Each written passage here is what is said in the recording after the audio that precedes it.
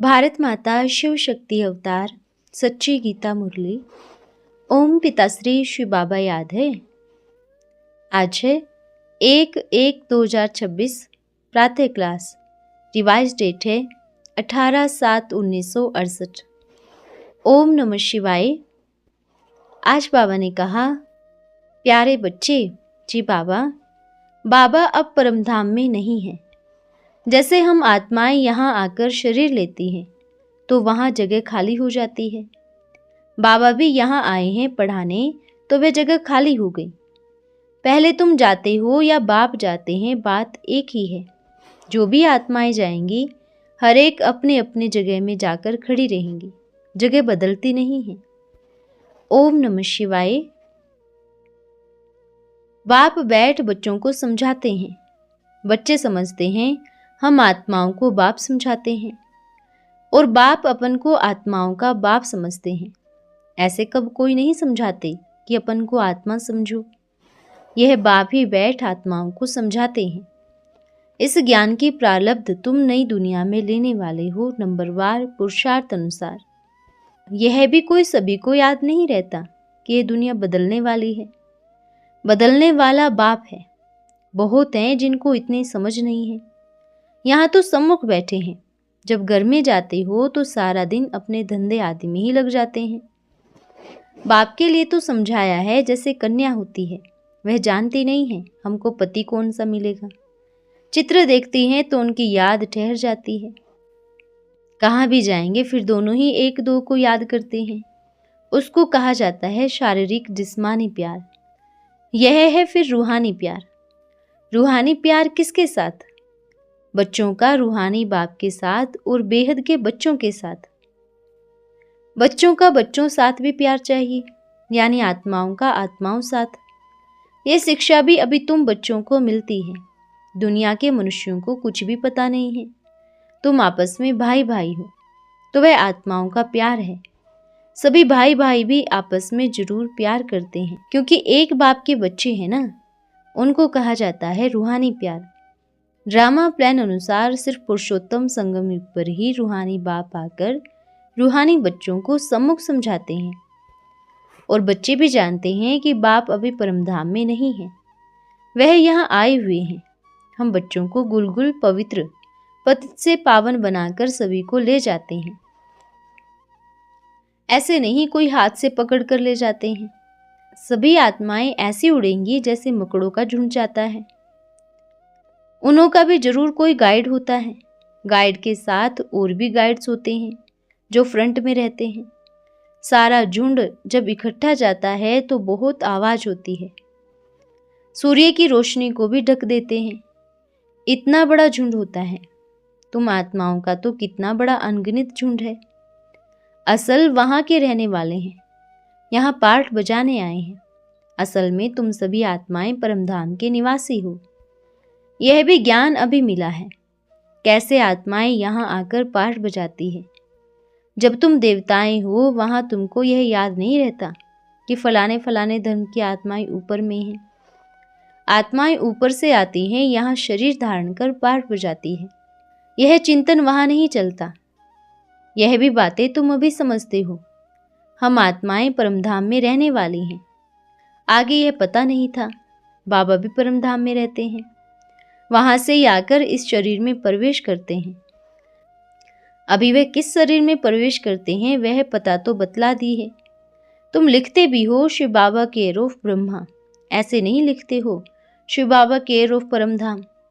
परमधाम में तो चिट्ठी जा भी न सके। तुम लिखते ही हो परमपिता परमात्मा शिव केयर ऑफ, फिर यहाँ की एड्रेस डालते हो, क्योंकि तुम जानते हो बाप यहाँ हैं, यहाँ ही आते हैं। कल्प कल्प बाप एक ही बार आते हैं। कब? गिनती नहीं कर सकते। यहाँ मनुष्यों की भी गिनती नहीं कर सकते हैं, अनगिनत है। बल मनुष्य आदमशुमारी निकालते हैं, वह भी एक्यूरेट नहीं निकालते हैं। आत्माएं कितनी हैं वह भी हिसाब कब निकाल नहीं सकते। यह तो ऐसे ही अंदाजा लगाए लिख दिया है। बाप भी कहते हैं अंदाजा लगाया जाता है कि सतयुग में कितने थोड़े मनुष्य होंगे, क्योंकि सिर्फ भारत ही रह जाता है। तुम्हारी बुद्धि में है हम विश्व के मालिक बन रहे हैं। आत्मा जब शरीर में है तब दोनों इकट्ठे, आत्मा और शरीर अर्थात जीवात्मा, सुख अथवा दुख भोगती है। ऐसे बहुत सन्यासी लोग समझते हैं आत्मा ही परमात्मा है, वह कब दुख नहीं भोगती, निर्लेप है। बहुत बच्चे इस बात में मूंझते हैं कि हम अपन को आत्मा निश्चय तो करें, फिर बाप को याद कहाँ करें। यह तो जानते हैं बाप परमधाम का निवासी है, सभी आत्माओं का बाप है। यह तो निश्चय है, बाबा ने परिचय दिया है, कहाँ भी चलते फिरते बैठते बाप को याद करो। बाप रहते हैं परमधाम में, तुम्हारी आत्मा भी वहाँ की रहने वाली है। फिर पाठ बजाने आती है तो यहाँ ही रहते हैं ना। आत्मा जानती है हम इस रथ में प्रवेश कर आते हैं। तुम लिखते भी हो, शिव बाबा को याद करती हो तो यहाँ करती हो ना। जबकि बाप यहाँ आए हैं तो तुम चिट्ठी भी यहाँ लिखते हो, यहाँ ही याद करते हो। जिन जिन को परिचय मिला है, समझ मिली है बाप कहाँ है, बाप को हम कहाँ याद करें, यह ज्ञान तो मिल गया। बाप यहाँ आए हुए हैं। बाबा अभी परमधाम में नहीं रहते हैं, बाबा यहीं रहते हैं। चिट्ठी भी तुम ऐसे लिखते हो, शिव बाबा केयर ऑफ ब्रह्मा, कहाँ याद करेंगे। सिर्फ बुद्धि यहाँ ही जाएगी, शिव बाबा इस शरीर में आए हैं। यूँ तो आत्माएं भी ऊपर में रहने वाली हैं, भाई भाई हैं। बाप कहते हैं तुम आत्माएं भाई भाई हो, सदैव ऐसे ही समझो। तो जरूर यहाँ समझेंगे ना, ये आत्मा है, इनका नाम फलाना है।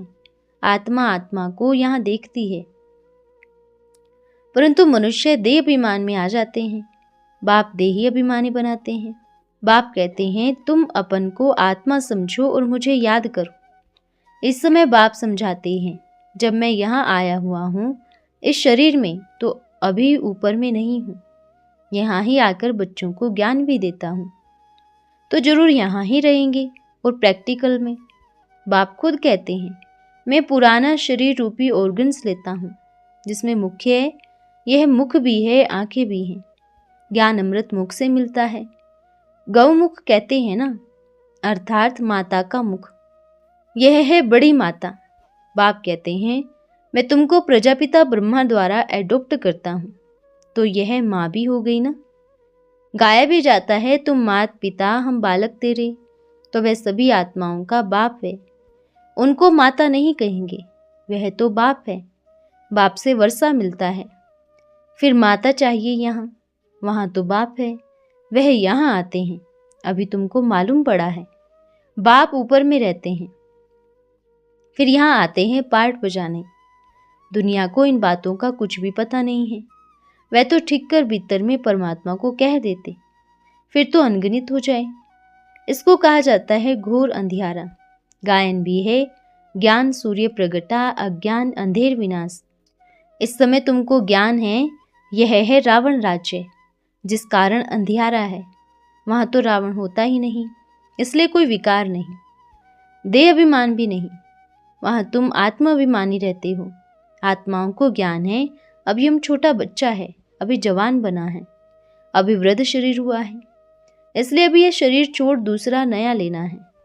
वहाँ ऐसे नहीं कहते कि फलाना मर गया, वह तो है ही अमर लोग, खुशी से एक शरीर छोड़ दूसरा लेते हैं। अभी आयु पूरी होती है, यह छोड़ नया लेना है। इसलिए सन्यासी लोग सर्प का मिसाल देते हैं। मिसाल वास्तव में बाप का दिया हुआ है, वह फिर सन्यासी लोग उठाते हैं।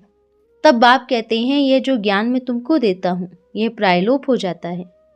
बाबा के अक्षर भी हैं, वह चित्र भी हैं, परंतु जैसे आटे में लून। तो बाप बैठ अर्थ समझाते हैं। जैसे सर्प पुराना खाल आपे ही छोड़ देता है और नई खाल आ जाती है, उनके लिए ऐसे नहीं कहेंगे एक शरीर छोड़ दूसरे में प्रवेश करते हैं। नहीं, खाल बदलने का एक सर्प का मिसाल है। वह खाल इसके देखने में भी आती हैं। जैसे कपड़ा उतारा जाता है, वैसे सर्प खाल छोड़ देता, दूसरी मिल जाती है। सर्प तो जीता ही रहता है, ऐसे भी नहीं सदैव अमर रहता है। 2-3 खाल बदली कर फिर मर जाएगा। वहां भी समय पर तुम एक खाल छोड़ दूसरा ले लेते हो। जानते हो अभी हमको गर्भ में जाना है। सर्प तो गर्भ में नहीं जाता, वे सिर्फ खाल बदलते हैं। वहां तो है ही योग बल की बात। योग बल से ही तुम जाते हो, इसलिए अमर कहा जाता है। आत्मा कहती है अभी मैं बूढ़ा हो गया हूँ, शरीर पुराना हुआ है, साक्षात्कार हो जाता है। अभी हम जाकर छोटा बच्चा बनूंगा। आप ही शरीर छोड़ आत्मा भागकर जो छोटे बच्चे में प्रवेश करती है, उस गर्भ को जेल नहीं महल कहा जाता है। पाप तो कोई होता नहीं जो भोगना पड़े। गर्भ महल में आराम से रहते हैं, दुख की कोई बात ही नहीं। न तो कोई ऐसी गंदी चीज आदि ही खाते हैं जिससे बीमारी हो। यहाँ तो बहुत गंद खाते हैं जिसका असर फिर अंदर बच्चे पर पड़ता है। तो बाप वहाँ की रस्म आदि भी समझा रहे हैं। अभी बाप कहते हैं, बच्चे तुमको निर्वाण धाम जाना है। ये दुनिया बदलनी है, पुरानी से फिर नई होगी। हर एक चीज बदलती है। झाड़ से कितनी बीज निकलती है, फिर सभी बीज लगाओ तो कितना फल निकलता है। एक बीज से कितनी टाल टहनी निकलती है। सतयुग में एक ही बीज से एक ही बच्चा पैदा होता है योग बल से। यहाँ तो विकार से 5-7 बच्चे पैदा होते हैं। सतयुग और कलयुग में बहुत फर्क है, बाप ही बतलाते हैं।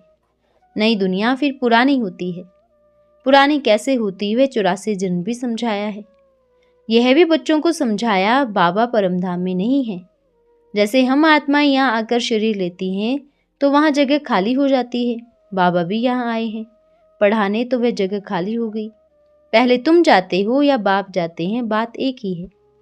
जो भी आत्माएं जाएंगी हर एक अपने अपने जगह में जाकर खड़ी रहेंगी। जगह बदलती नहीं है। अपने अपने धर्म में अपने जगह पर नंबरवार जाकर खड़ी रहूंगी। फिर नंबरवार ही नीचे आना है। इसलिए छोटी मॉडल बनाकर रखी है मूल वतन की। वहाँ देवी देवताओं का सेक्शन अलग है। सभी धर्मों का अपना अपना है। यह तो समझ गए हो। देवी देवताओं का है पहला धर्म, फिर नंबरवार और आते हैं। नंबरवार ही जाकर रहेंगे। तुम भी नंबरवार पास होते हो, उन मार्क्स के हिसाब से जगह लेते हैं। यह बाप की पढ़ाई कल्प में एक ही बार होती है।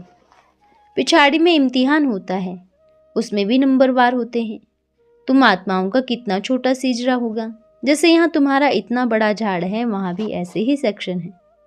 यह झाड़ आदि भी तुम बच्चों ने दिव्य दृष्टि से देखकर फिर यहाँ बैठ बनाए हैं। आत्मा कितनी छोटी है, शरीर कितना बड़ा है। मनुष्यों को तो जगह चाहिए ना। सभी आत्माएं वहां जाकर बैठेंगी। बहुत थोड़ी जगह में नजदीक जाकर रहते हैं, शोभेंगे भी तब।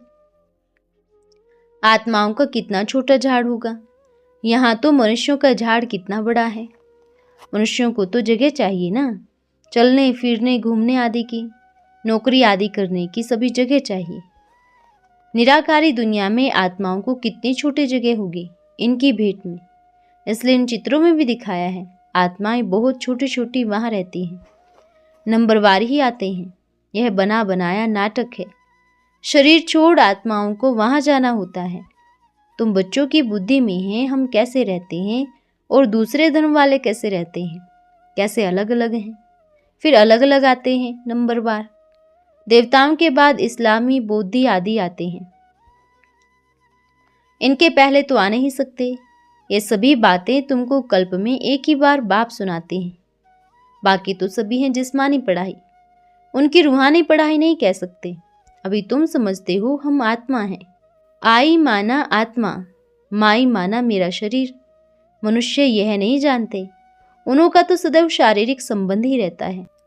सतयुग में भी शारीरिक संबंध होगा, परंतु वहां तो तुम आत्माभिमानी रहते हो। यह पता पड़ता है कि हम आत्मा हैं। यह हमारा शरीर अभी वृद्ध हो गया है, इसलिए हम आत्मा एक शरीर छोड़ दूसरा लेते हैं। इसमें मूंझने की भी बात नहीं। तुम बच्चों को तो बाप से राजाई लेनी है जरूर। बेहद का बाप है ना। मनुष्य जब तक ब्राह्मण बना नहीं है, ज्ञान को पूरा न समझा है और भक्ति मार्ग वाले हैं, तो प्रश्न ही भक्ति मार्ग के पूछेंगे। ज्ञान होता ही है तुम ब्राह्मणों में। तुम ब्राह्मणों का वास्तव में मंदिर भी अजमेर में है। एक होते हैं पुष्कर ब्राह्मण, दूसरे होते हैं सारस्वत। अजमेर में ब्रह्मा का मंदिर देखने जाते हैं। ब्रह्मा बैठा हुआ है, दाढ़ी आदि दी हुई है, उनको मनुष्य के रूप में दिखाते हैं। तुम ब्राह्मण ही मनुष्यों के रूप में हो। ब्राह्मण को देवता नहीं कहा जाता। सच्चा सच्चा ब्राह्मण तुम हो, ब्रह्मा की औलाद। उन्हों को यह पता नहीं है हम प्रजापिता ब्रह्मा की औलाद हैं। पीछे आने वालों को यह मालूम नहीं पड़ता है। तुम्हारा जो विराट रूप है ये भी बुद्धि में याद रहना चाहिए। ये सारी नॉलेज है जो तुम कोई को भी अच्छी रीत समझा सकते हो। हम आत्मा हैं, बाप के बच्चे हैं। ये यथार्थ रीति समझकर यह निश्चय पक्का पक्का होना चाहिए। अच्छा, मीठे मीठे सिकलते रूहानी बच्चों को याद प्यार और नमस्ते। हम रूहानी बच्चों की रूहानी माता पिता बाप दादा को याद प्यार, शुभ प्रभात और नमस्ते बाबा, नमस्ते। धन्यवाद बाबा, धन्यवाद। आज का वरदान है सर्वस्नेही भव। आप बच्चे सर्वस्नेही हो। सर्वस्नेही बनने का साधन कौन सा है? जो बाप स्नेही बनेंगे वो सर्वस्नेही भी अवश्य बन जाएंगे। बाप स्नेही कैसे बनेंगे? स्नेह का सबूत है समान बनना। बाप दादा दोनों के समान डबल लाइट बनना है ना। स्नेह अर्थात संस्कार मिलाना, और संस्कार मिलन के आधार पर भी स्नेह होता है। संस्कार नहीं मिलता तो कितना भी स्नेही बनाने की कोशिश करो, नहीं होगा। अच्छा, ओम नमः शिवाय।